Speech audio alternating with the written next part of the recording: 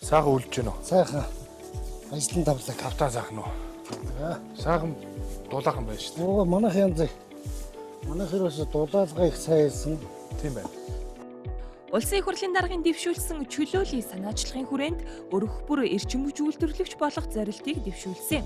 Өөрөөр хэлбэл өрхийн хэрэглээний 20 кВт хүртэлх нарны хавтан батарей системийг төвийн шугамд холбоход 9-өөс 15 шат дамжлагтай байсныг цэгцэлж 1 жил сааддаг хүнд сурталыг арилгажээ. Яг энэ жишгээр Чингэлтэй дүүргийн 90 гаруй айл өрх нүүрс төлөхгүйгээр нарны илчээр цахилгаан дулаанаа шийдэж илүү гарсан эрчим хүчнээсээ орлого олох боломжтой болсон байна. Эдгээр айлууд өдрийн цагаар нарнаас авсан эрчим хүчээ батарей хураагууртаа нөөцөлж оройн оргил ачааллынхаа үеэр ашигладаг учраас төвийн эрчим хүчний системд дарамт үүсгэхгүйгээс гадна цэвэрхэн аюулгүй орчинд өнтөө дулаахан үйлжиж байгаагаа хэлж байв. Хаач ачаа тэний өмнө ч гэсэн хэлэхэд одоо нүр бардан байж ийм гоё одоо эрчим хүчнээсээ энэ нарнаасаа ийм гоё энерги аваад ингэж сайхан тог энерги тогоор одоо энэ байгалийнхаа юмар ингэж тог үйлдвэрлэнэ гэдгийг бол өстой гайхамшигтай юм байна л да. Энэ 68 айл тийм боломжтой байна. Эхний айл нь ингээ орлого олчлоо. Ингээ янз бүрийн дүрм журм саадтайг байхгүй. Нэг ингээ техникийн нөхцөл аваад тэгээ одоо ингээ шийдээд явъя. Энэ 68 айл болж гинөө гэвэл улсын хэмжээнд энэ ажлаа ингээ хэрэгжүүлчих. Энэ болохгүй юм бол алга байна. Одоо яг миний хувьд би бас өөр юмны захтай хүн гэхэд эний чинь бас эднэрийг хэлсэн хэлээгүй давхар шалгаад байгаа байхгүй юу. Тог тасрахад би ямар ч асуудал байхгүй байгаа байхгүй юу. Одоо даарчлаа энэ хүүтэн болчлоо одоо яана гэд Энийг тавьснаас хойш сайхан тухтай. Таашаараагүй. Орж ирэхэд одоо пүн хийж. Оо одоо ингээ 30 гараа инээс л.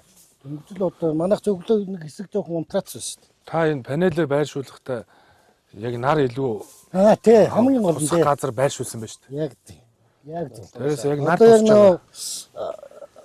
нар гарч ирээд өлийн цагт шингэх орон зай байгаа шүү дээ. Нар үзэх. Тий. Чанга урагшаа бол яг зүүр урагшаа бол нэг хэсэг үзэл өлийн нарт юус баруун урдаас тусдаг байхгүй юу. Тоогоо тусгаарлцсан хоолндоо энэ дээрсэн байна. Тухтай байхыг л тухтаа сайхан амьдэрч орж ирэхэд бол пүн хийж. Өмнө манайх нэг 4-5 жилийн нэг цэцгэлхэн халаалт байсан. Шалны халаалтаагаар байжсэн. Тэгээд нөгөө тог тасаад ихэр чинь хүүхдүүд ч бас хөлөндөө даарж хөрөөд тэгдэг байхгүй. Миний тайснаар тог тасарсан ч байсан.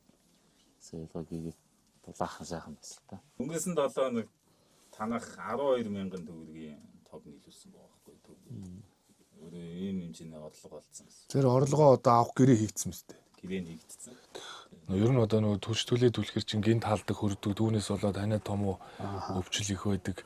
Ядаж температур нэм хэвэн байвал хүүхдүүд ч гэсэн хэрэгтэй гэдэг утгаараа сэргээгт гэрчим хүчний дархмал их үүсрүү дэмжих чиглэлээр л тэгээ бид нөө сүнгэлттэй зээл олгох чиглэлээр судалгаанууд хийж байна. Иргэдтэй уулзтууд хэд хэдэн онцлог зүйлүүдийг ярьж байна. За өглөө босож гал төлөх шаардлага болсон байна. Орой одоо түлш нүүрс бэлдэх шаардлага болсон байна. Хүүхдээ угаарчихгүй гэж санаа зовох явдал байхгүй болсон байна. За мөн одоо үнэрнээс эхлээд ахын одоо ариун цэгэр маш олон одоо талаас сайн талууд байна гэдгийг иргэд ярьж байна. Чингэлтэй дүүргийн ерөнхий боловсролын 49-р сургууль дээвэр дээрээ нийт 72 нарны хавтан суйрлуулснаар эрчим хүчний хэрэглээгээ бие даан үйлдвэрлэгч анхны ногоон сургууль болжээ.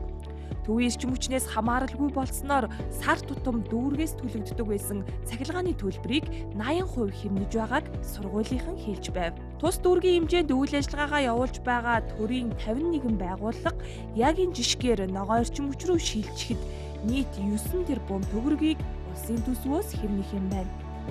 Тэгэхээр энэ сургуулийн хувьд одоо 5 сая төгрөгийг сар зарцуулдаг байсан бол одоо бид бүхэн бас сэргээгт эрчим хүч тавьснаар яг нэг 4 жилийн хугацаанд сард төлдөг байсан мөнгөн дүнгээ одоо энэ төр хувийн шилжлийн хүрээнд тавьж өгсөн байгууллагатаа төлөөд 4 жилийн дараа одоо өөрийгөө нарны эрчим хүчээр халаагаа явах бүрэн боломж нь бүрдчихнэ. Чингэлтэй дүүрэгт 133 мянган иргэн 140 мянган өрх амьдрал сууж байна. Тэгээд энэ хэрээрээ бид бүхэн 70% гэр хороолт байгаа учраас энэ хэрээрээ нүүрсдүүлдэг түүхийн нүүрсийг сайжруулсан нүүрсдүүлж байна.